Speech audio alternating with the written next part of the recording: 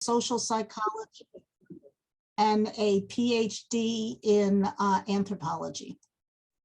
So let's start with just what a disparity study is. So everyone's kind of starting from the same page.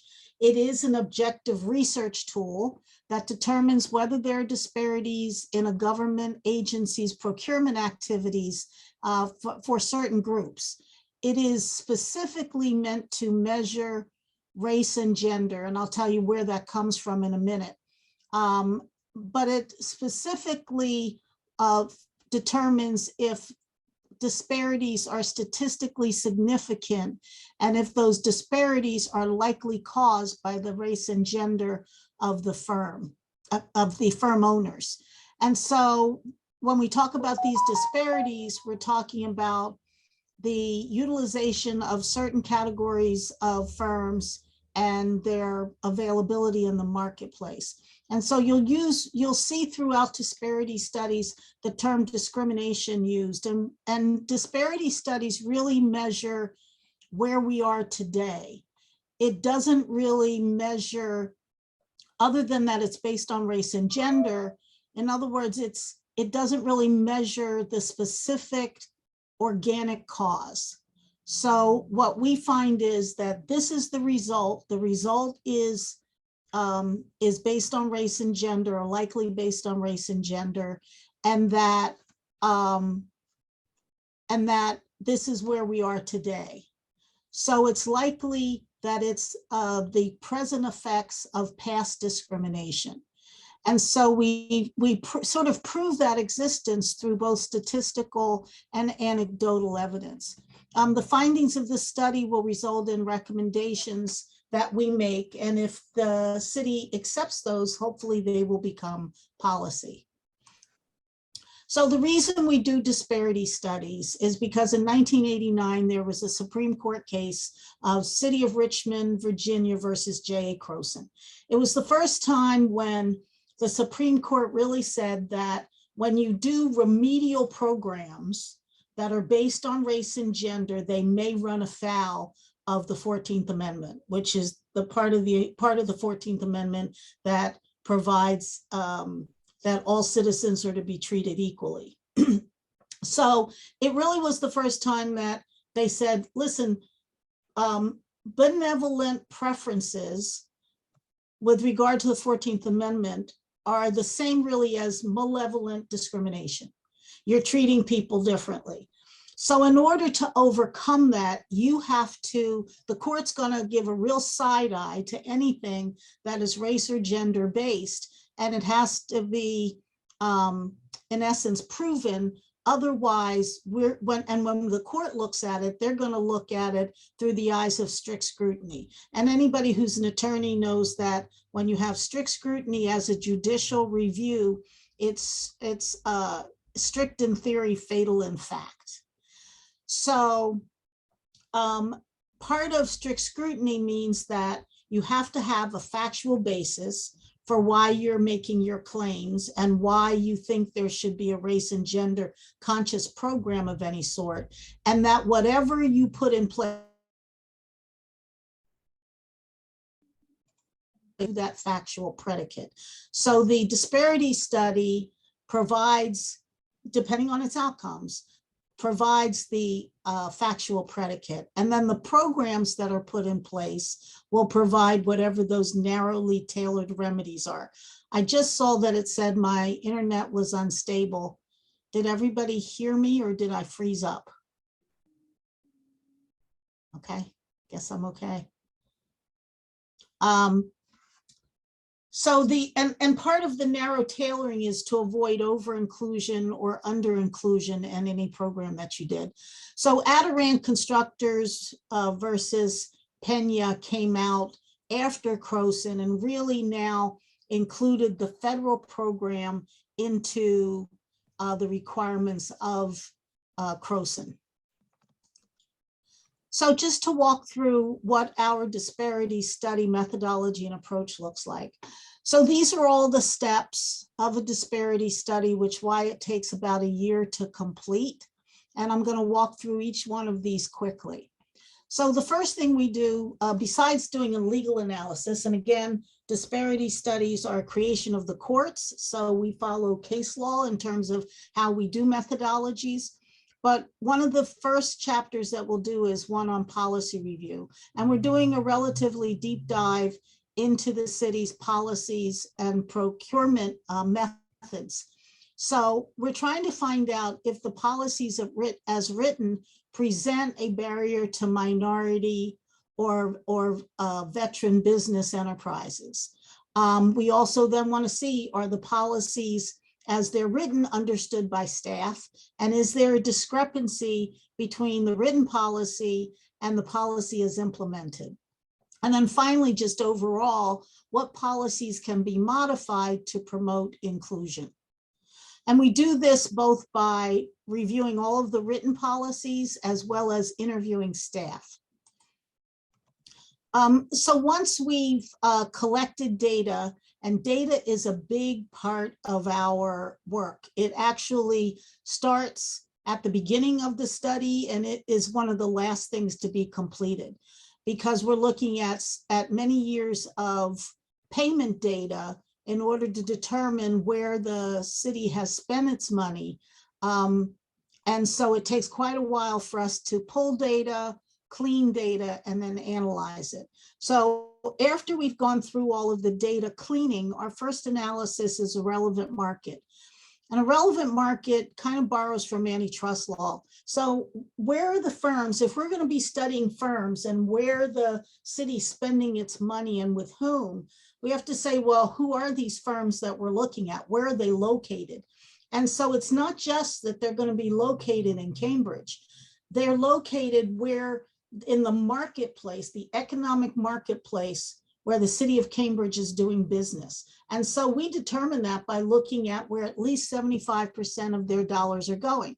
So we start with the city of Cambridge and say, and we do this, by the way, in various industry categories. Our study is looking at goods and services. It's not including construction.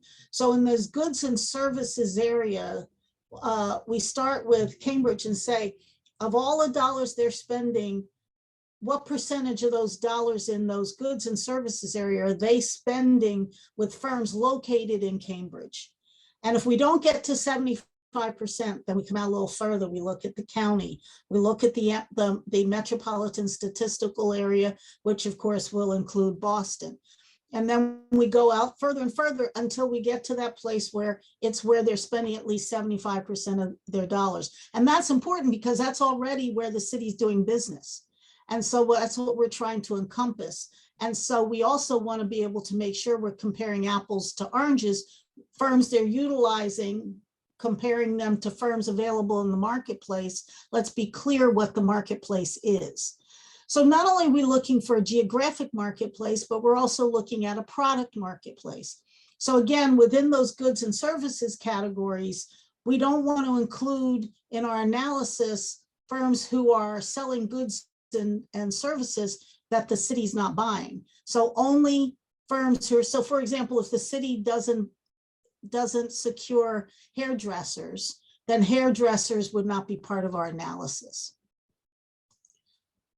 Our next analysis is a utilization analysis. This is pretty key. It's where and with whom is the city spending their dollars. And we do disaggregate this by race and gender. So we'll be looking at African American, Asian American, Hispanic American, Cape Verdean, and Native Americans, as well as non-minority women, compared to kind of the control group, which is everybody else. Everybody else could be non-minority males. It could be uncertified firms because we're only counting certified firms. And it could include publicly traded companies for which there is no specific ethnicity ownership. So it's looking of all of the dollars that the city's spending, what percentage of those dollars are being spent with certain firms in certain categories of work. We also disaggregate, we do look at subcontractors, although that's primarily going to be in construction. That's not part of this study, but we really will look to see if we see any subcontractors in those other areas. And then we also do a threshold analysis. The threshold analysis looks at what level of contracting is the city doing. So are they doing a whole lot of big contracts, $1 million, $2 million, $5 million, or are they doing a lot of 200 and 250 and under kind of awards? Because that helps us to see contract sizing. It also helps us to look at capacity. So our firms who have traditionally maybe not been prime contractors, but maybe have been subcontractors, do they have the capacity to generally, on a lot of the city's awards, operate as prime contractors? And so we're also of course looking to see if there are more opportunities for small businesses. So then our availability analysis, this is the most hotly contested part of a disparity study, is who are the ready, willing, and able firms in the marketplace who can perform services. There are a number of ways to do this, all of which the courts have acknowledged as valid ways of determining availability. But what we think is a good approach is the list approach, which is where we take basically governmental lists, various governmental lists. We look at bidders, we look at vendors, we look at certified firms, we look at third-party firms. So we'll start to look at, I'm sorry, I bounced ahead. We look at some of the state's lists, the DOT lists, any surrounding. We'll look at the city of Boston's list to look at who are ready, willing, able firms who can perform services. So then we do a disparity analysis. And so a disparity analysis is really a comparison between utilization and availability. So if African-American owned firms make up 10% of all lawn service firms in the relevant market, are they getting 10% of those dollars? So if you have 100 firms and 10 of them are African-American owned lawn service companies in your marketplace, and then when we look at utilization, let's say 2% of those dollars in those services area are going to African-American owned firms, then you have a disparity, 10% availability compared to a 2% utilization. We then have to go a little bit further and say, is that disparity statistically significant? If you have a 2% to 10%, that's going to be statistically significant. But if you have, let's say, 9% compared to 10, maybe not.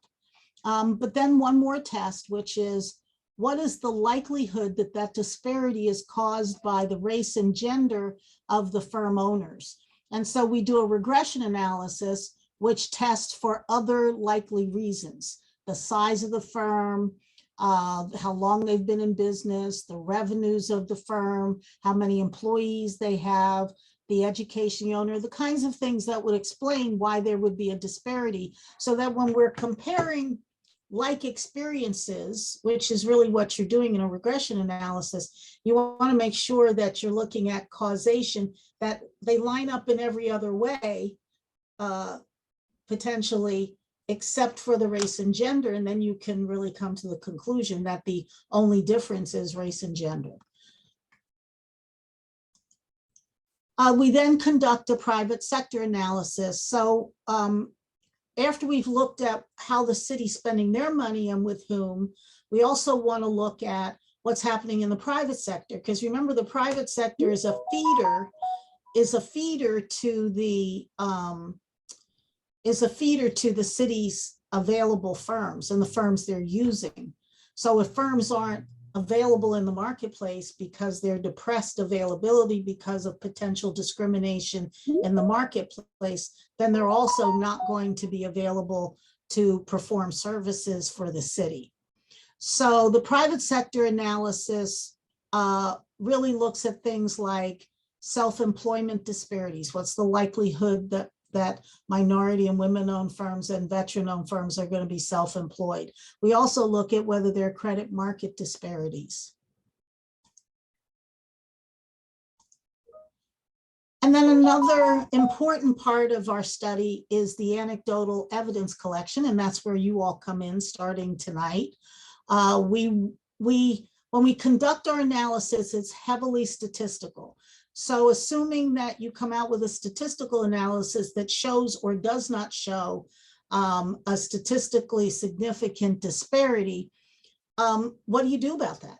Like, now what do we do? Where do we go from there? And the idea is that we make recommendations to the city about how they can remediate those disparities. And so we get that information from really three places. One is just looking at their policy. And the other is our experience out in the marketplace. We do this kind of work all over the country. So we're familiar with programs that other places have put in place that work for them and we think may work well for you. But one of the more critical parts and more tailored parts of it is to talk to the business community itself through a lot of different ways. One is tonight in this informational meeting, we do one-on-one anecdotal interviews, sort of like case studies of businesses. We do a survey of business owners, which is really the broadest base. It's kind of a baseline of where are firms in the marketplace, not just minority and women, but all firms. We do public hearings later in the study. We do focus groups later in the study. We talk to organizations who particularly have interest in this area to get their impressions, as well as to help us to do outreach to their membership. And then at the end of the day, firms are invited to email us if they want to tell their story or they have questions and comments. And then of course, we're very active on social media. Our intention at the end of this is that no one could say, I was left out, my voice was left out of this study. I had something to say and no one gave me the opportunity. We want everyone to have the opportunity, have input into the study. And really everything you say is in some way related to the city, either quantified, because you're a group, or even some are through quotes. So at the end of the study, we present our findings and recommendations. Croson requires that we look first at race and gender neutral remedies for whatever we find. We don't have to exhaust that area, but we do have to make a serious review of things that we can fix without going to race and gender remedies. But then if we see that we don't believe that race and gender neutral remedies alone will resolve the disparities, then we can go on and look to race and gender based remedies. And this is our timeline. We've already started. We are in data collection mode. We've already done our case law review and our policy review. We're having our information meeting. We've already launched a study dedicated website. Again, we're collecting data. We're getting ready to start anecdotal interviews. So if you get a phone call asking you to participate in an interview, please do so. Right after that, or soon after that, so we don't confuse people too much, we'll start to launch our online survey. You will get that probably by email, or it'll be available on the website. And then we're constantly doing data. And then we expect to deliver sometime in the spring of next year. And then how can you be involved? You can be vocal. You can complete the survey.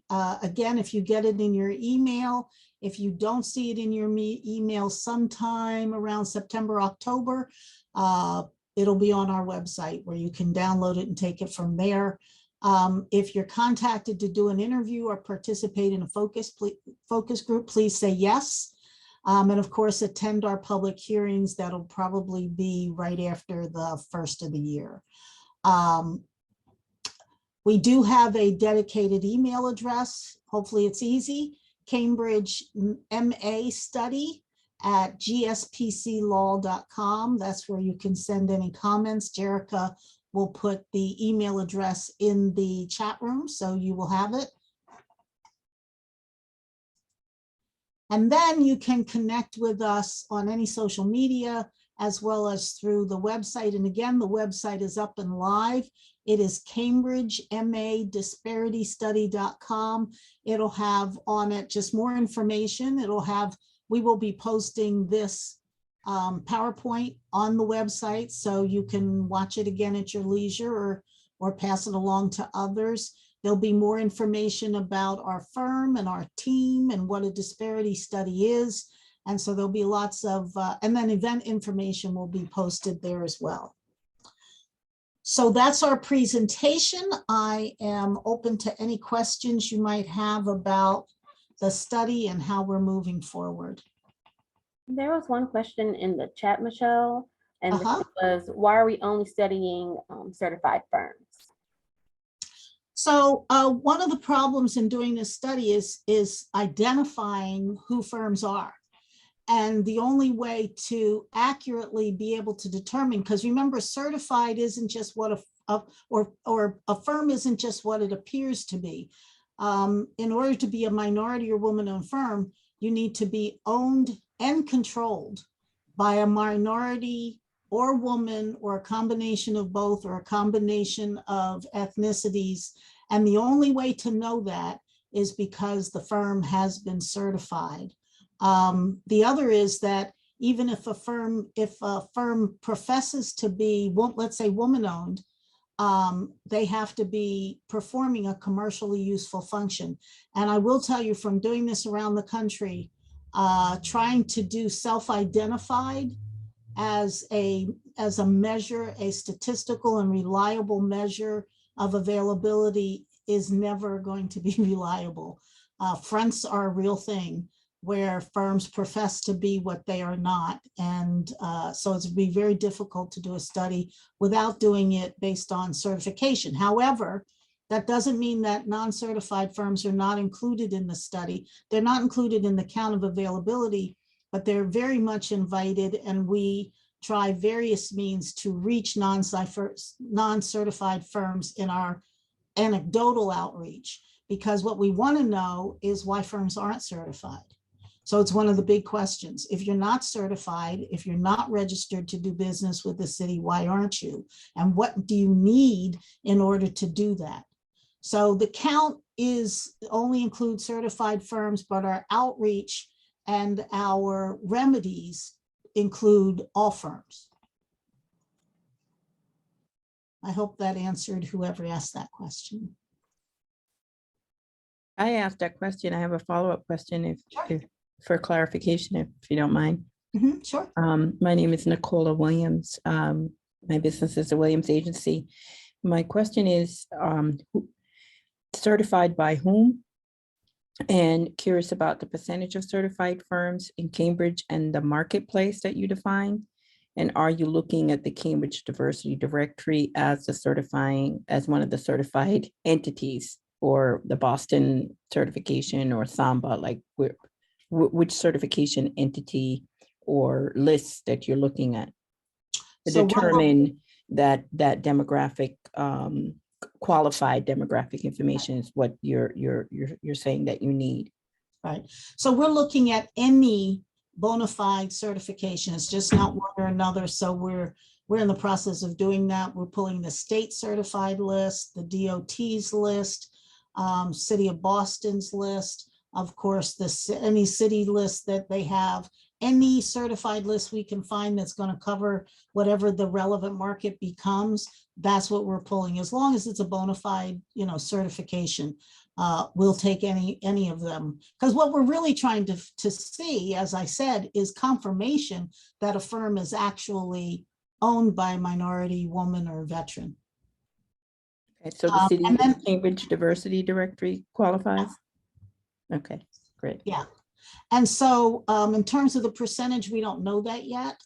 What percentage of firms, and the question you're asking is, do we know what percentage of all minority and women and veteran-owned firms are certified? We won't know the answer to that question, because if they don't exist any place on a list, then it's hard to know what the universe is. And the only way to know who they are really is looking at certification.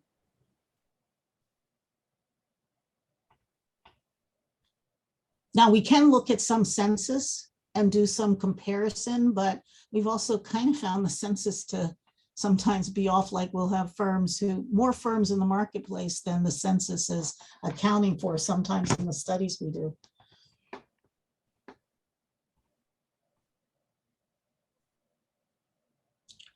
Any other questions?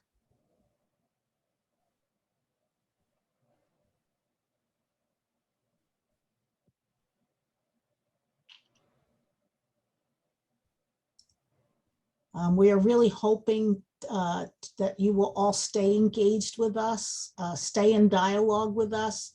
Jerica answers that email every time she sees anything in there. And if we all need to talk about something you've brought to our attention, we'll do that as well. But we want to engage ourselves with your community, because again, at the end, when we start to make recommendations, we want to make recommendations that are unique to you, not cookie cutter, not because it works someplace else. But at the same time, we can bring some of what's happening and some very innovative things that are happening around the country in terms of what jurisdictions are doing in order to assure equity and inclusion in their procurement process. One of the things we also do at the end is, once we've made recommendations, we like to connect cities with one another. So if we make a recommendation of something that Cambridge isn't already doing, and we know another city or a county or another jurisdiction's doing that, we'll connect them with them so they can kind of have that conversation about the nuts and bolts of how it's working for someone else or someone else's. So it's also a connecting process.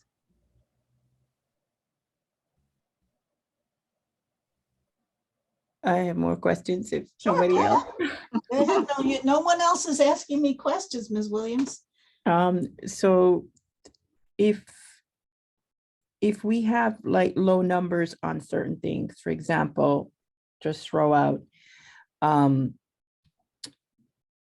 restaurants in Cambridge that do business with the city.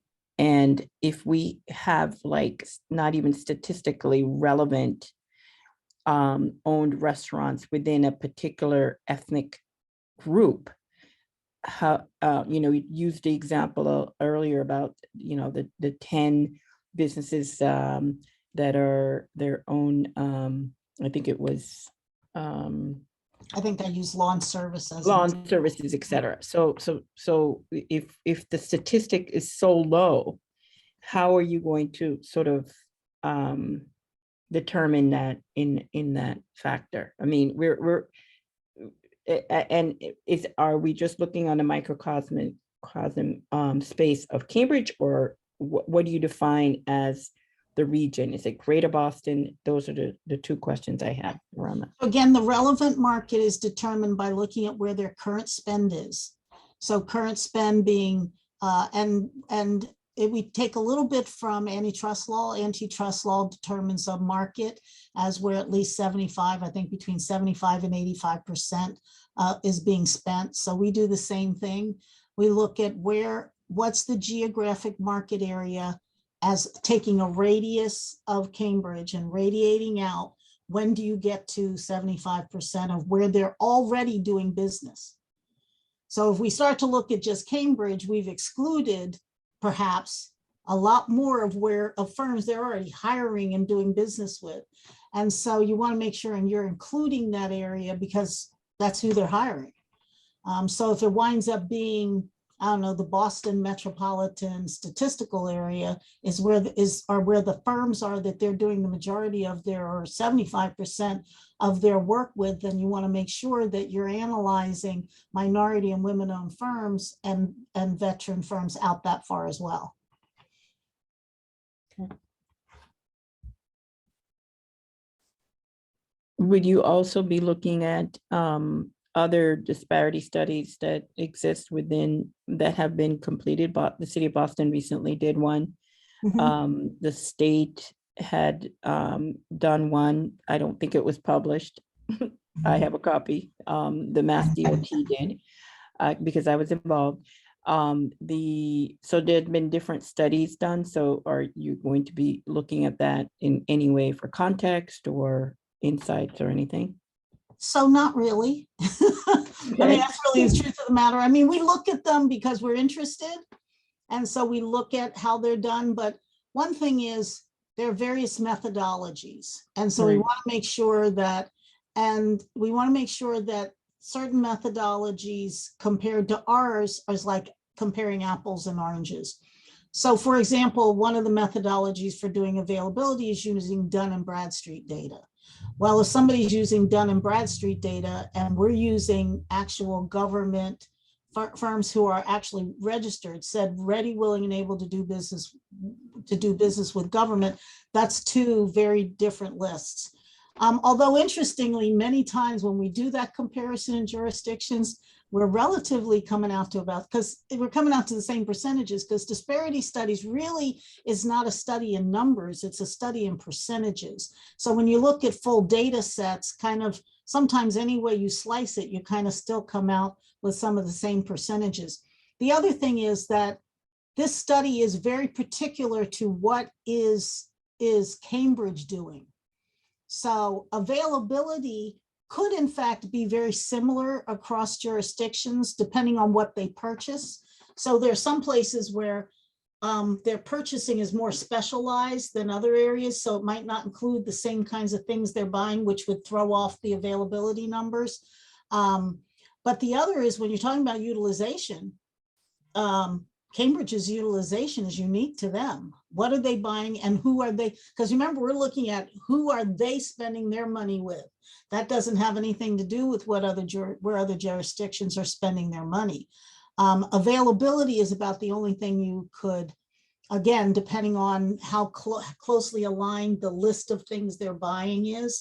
The private sector analysis, though, is usually pretty consistent because that's looking at the marketplace. So I would be surprised, for example, if we found discrimination in the marketplace and another disparity study said they didn't find it in the marketplace.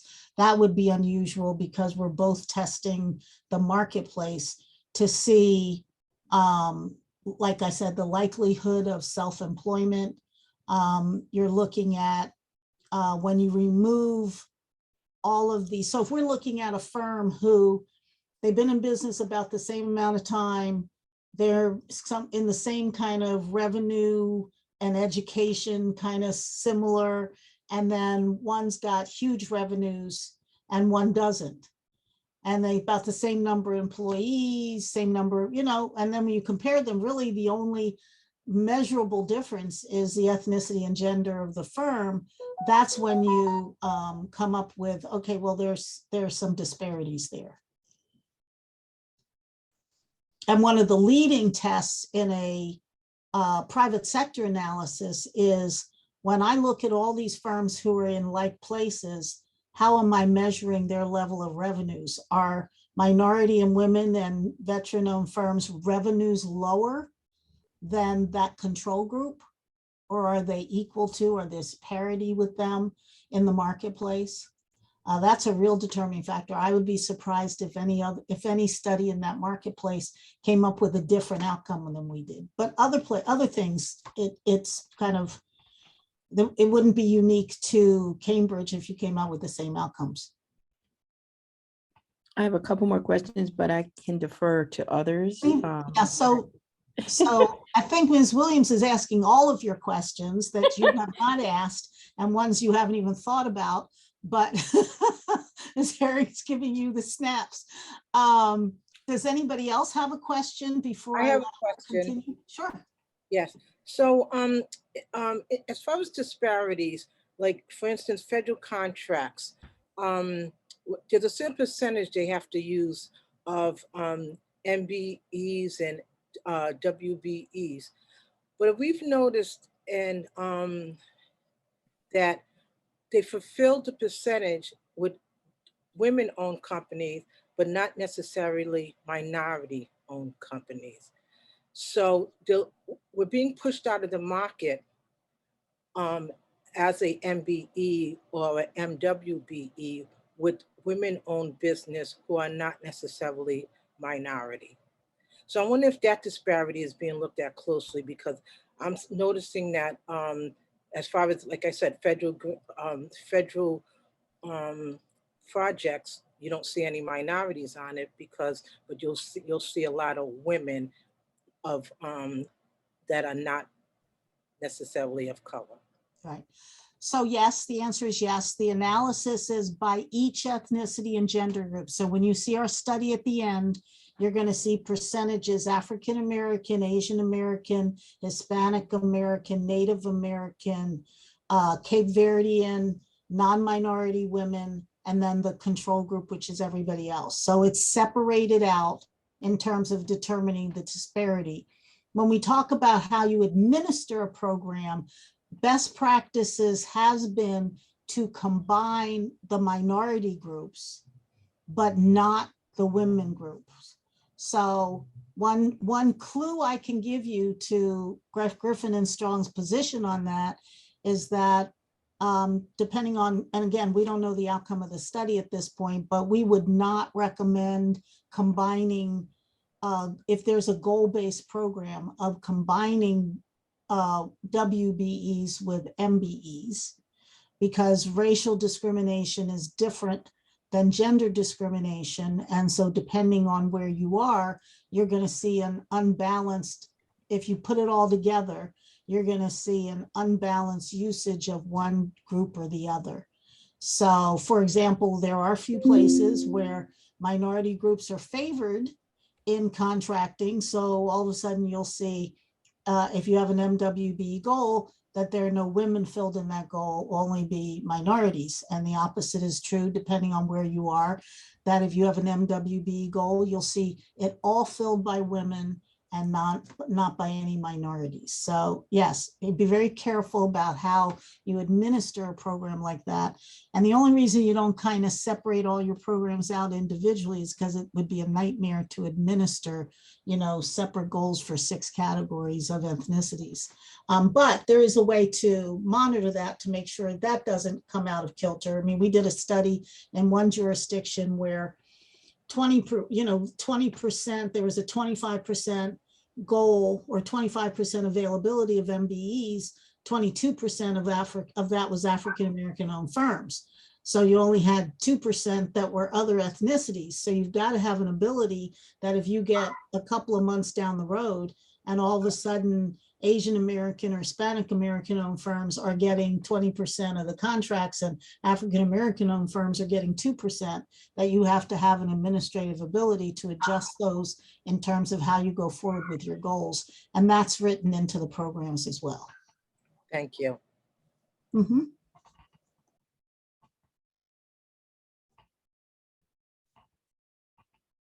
All right, Miss Williams, how about Okay, you know I'm ready.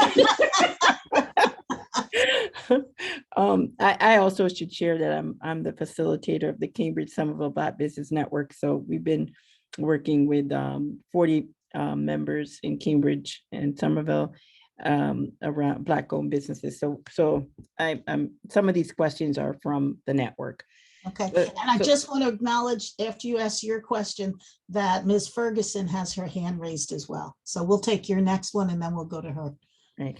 So my question is, I think, a very important question in that, who are you studying? Is it just the city of Cambridge procurement? Are you studying the school department? Are you studying our affiliated agencies like the Cambridge Redevelopment Authority, the housing department?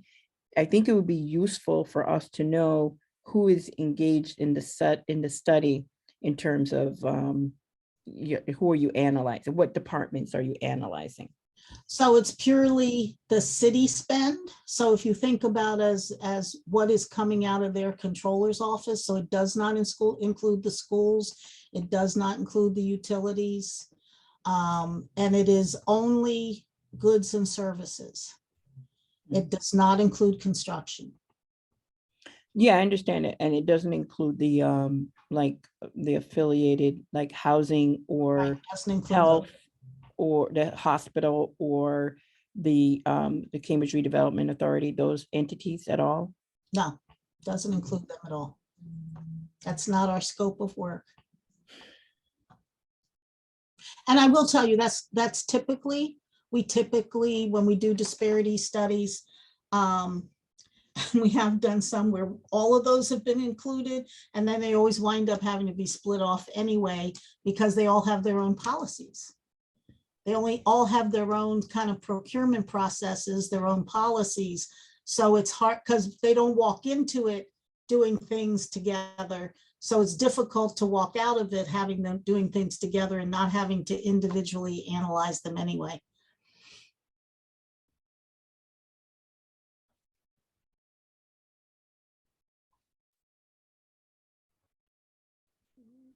Hearing from Ms. Ferguson. Hi, thank you so much. So thank you, Michelle, for putting it seems like this study is very well put together. I just wanted to dig a little deeper into how you, how often you check, like you said, you divide the minority groups up, and, if one particular group is getting most of the contracts, you have a catch system for that. I was wondering if you can dig into how often that is checked. So that's kind of an administrative implementation part of a program once it's put into place, assuming there is a program put into place. But I would probably recommend that probably every quarter that the city review where those numbers, because at the end of the day, if let's say we say availability of all minority firms together is 20% and it kind of divides up equally. And then, 3 months in, you see that there's one group who's dominating that area. Then when you put out goals for a while, you can take that group out of the goals and begin to, so that you can emphasize the other groups who are lacking. Because what you don't want to have happen is that in 5 or 7 years, when you come back to do another disparity study, now you've got inequities, but it's within the minority categories themselves. Some groups have flatlined while others, are flourishing. So there is no reason why you can't do adjustments along the way to your goals on a ethnicity by ethnicity basis, even though you're generally administering it across all minority groups. The interesting thing is most places, it kind of balances out. We've done a number of multi-generational studies where we've come back in 5 years or 5 years and 5 years, and if there's a disparity, it's still there. If there's not a disparity, it's kind of equaled out along the way. And that's good. And that's good contract compliance. That's how you administer your program too, is making sure you're keeping an eye on things. Thank you. Mm-hmm.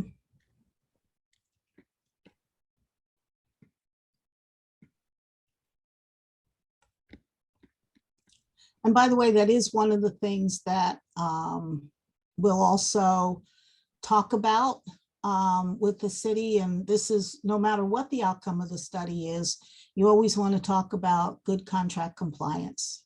How do you monitor? How do you keep track of what you're doing? So one of the things is we will have been so deep into the city's data that we'll know a lot about how the city's keeping its data and what would be useful to make sure that you're tracking and doing contract compliance for the future, even in light of the next study that gets done down the road.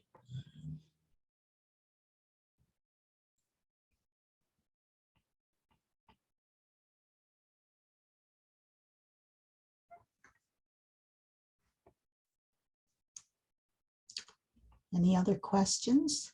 Ms. Williams, are you out of questions for us? Oh, goodness. I know, can you believe that? What's your weather like up there? Hot, 96 degrees. Hot and humid, Michelle. Oh, hot and humid? Oh, goodness, y'all are taking a page out of our playbook here in Atlanta. You know, we're like a steam bath.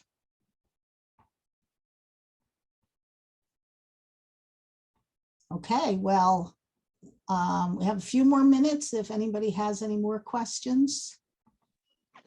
Ms. Clark, will we receive your contact information at all? Yeah, I think that Jerica is putting it in the chat room. Yes, I placed in the study email. I check that regularly, so I can forward anything to Michelle that you need, or myself as well. I was typing in that I do organizational interviews as well. So there'll be randomized anecdotal interviews that get selected. But let's say, you know, you may not be a certified firm that's doing business with Cambridge, but you still want your point of view to be heard, or you know someone who may have like difficulty with certification or things of that nature. You can email me through that and we can sit down. We can have an interview for that. And then that also goes over to our researcher to be added into the anecdotal process as well. Right. Also, if you know of an organization that you go, boy, they really need to talk to this organization, you can put that in the chat room as well. Of course, we always come and talk to any of the ethnic chambers. We talk to the NAACP. We talk to the AGC. We talk to anybody who, any of those organizations. But if you have some, again, organizations that are more unique to your area that you think, or even people who are individually activists in your area that you think we need to talk to, you can put that in your chat room, in the chat room, and we'll make sure we reach out to them as well. We really don't want anybody to say, no one gave me the opportunity to be heard. And I believe I have everyone's email through Zoom as well, so I'll be sure to reach out to you. Oh, thank you, Ms. Williams. I was just about to say, it's like Nicola read my mind. I was like, I just want to acknowledge that some of the organizations that are here, we will definitely let Griffin and Strong connect with you and know to interview you all. Yeah, and actually, I've some of these names look familiar, so good. Okay, I'm on the right page.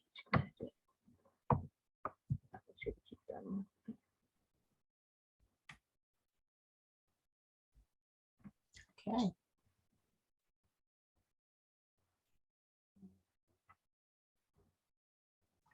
Okay, well, okay, gone. Anybody have any more questions? We have time for maybe two more. We'd love to invite you, if it can be included in your outreach, to one of our network meetings for the Cambridge Somerville Black Business Network. We meet once a month. I think it would be useful to be part of that.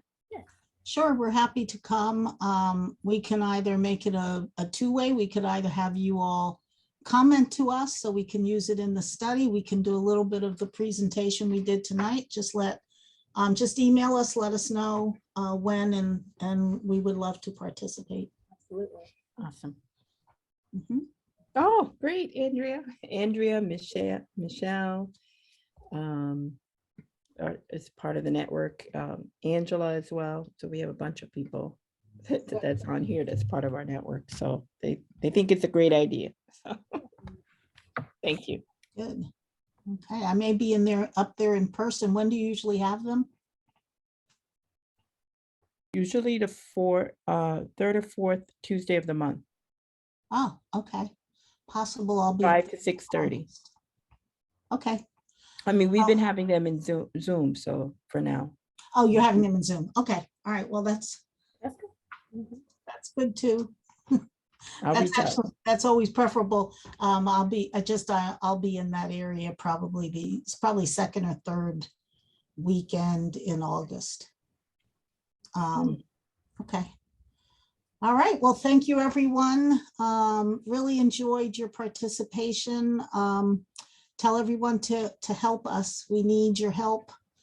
We really want to make sure we have your input, because this is the opportunity. I mean, literally from your lips to the city, through us to the city, and potentially policy impacts. So this is the time to speak on this subject if you have strong opinions. Because what happens, and I will tell you, we're doing a study now where, boy, we tried and tried and tried and tried to get input and couldn't get input. And so they'll take away from that, because people aren't saying they didn't know about the meetings we had, they just didn't come. And so when people don't come to meetings and they don't participate, it usually is because no one has a strong opinion one way or the other. In other words, they're not doing anything particularly wrong and they're not doing anything particularly right. So everybody's kind of okay with the status quo. Or it means that people are so apathetic because, you know, well, it's just one more study, what difference is going to make? But it really walks away with everybody's okay with what we're doing. And by the way, we do want to know that. We want to know that people think but we want that expressed. We think they're doing a good job here because you want them to continue doing the good job they're doing in those areas. But where you have concerns, you really want those areas addressed. And what the city's saying is, we're open to your suggestions at this point. We're open to hearing them through Griffin and Strong with this study. Ladies, is it okay for me to add one last comment? Sure. So one of the things I will say is, I love it when towns take the time to hear from the people. I think it's definitely a step in the right direction. It shows that they care. But a lot of people, the reason why they won't speak up is because in the past, like I've had this happen to me personally, where I spoke up about an issue and, you know, sometimes people will blacklist your business for you participating in the study and telling the truth and giving your honest opinion of it. So I just wanted to comment on that, because all the time silence is not that we don't care. It's that a lot of our businesses are scared to speak up because, you know, I've definitely missed out on contracts because I've spoken up before. So one of the things other than the public forum, so today is a public forum and the public hearing is a public forum. The other means, like your emails, or if you participate in a focus group or you have a one-on-one interview, those are all anonymous. We give you a number and we say business owner number AI2 told us that this is this and this and this is a problem. But we do not, and in the study itself, even when you are in a public forum, we don't use names or business names. And like I said, otherwise your names are anonymous. The only way that they become non-anonymous is if there's a lawsuit of some sort and a court requires us to release the name of our interviewees. So far in 30 years, we've never had to do that. But that's my disclaimer. But other than that, you're anonymous. Mm-hmm. Yeah, if you want to email and state that you'd rather just have your comments be announced and entered, that's perfectly fine too. Mm-hmm. Okay, Ms. Howard, you had a question? Yes, I'm sorry, I was busy doing several things. And I heard for me, I'm here representing, I do have a DBA with the city of Cambridge, but I'm here representing another business. And the business, the resident lives in Cambridge and has a business in Cambridge, but doesn't know how to do business with the city, or has wanted to do business with the city, but never received the bid or something like that, and is actually born and raised in Cambridge. So, so I'm here to see how this business can, you know, get some, but I spoke, I made a call and found out that this is a study. So I just thought I would just say that. So what I would do is I would direct you right back to the city.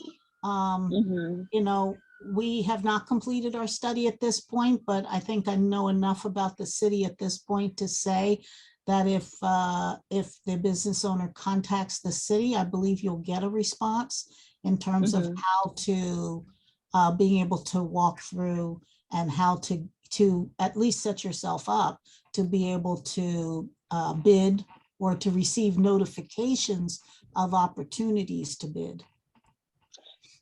But I understand that, and I did speak to somebody about that, but maybe having some preference to, to businesses of color, to minorities that are located in the city of Cambridge. That hasn't happened for Okay. years. Okay. Well, we'll take that as you a asked us to comment. speak up. Mhm. You asked us to Yeah, we'll speak. take And that it's as not a me. comment. Yes, it's not me. It's not me. I'm here representing another business because that actually he's working right now in Boston. No problem. Well, we'll take that as Yes. a comment. Yes. That we will document as part of a comment to our study. Okay, thank you. Okay. All right. Well, thank you, everyone. I hope everybody there's a lot going on out there, floating around out there. So please stay safe and well. And hopefully we'll see you again. Probably it'll be close to the first of the year by the time we do public hearings. So we'll come back around. By that point, we will have done our surveys, we'll have done interviews and be pretty far along with our data, probably close to completing our data. And so we'll see you sometime right after the holidays. Yeah, you'll be hearing from me. You'll be seeing Yes. this. Oh, you'll hear from her far before. Okay. All right. Good night, everyone. Thank you all for joining us. All Yeah, right. thank you, Michelle and Jerica. Thanks, everyone. Thank you. Thank you. Thanks so much. Bye. Take care.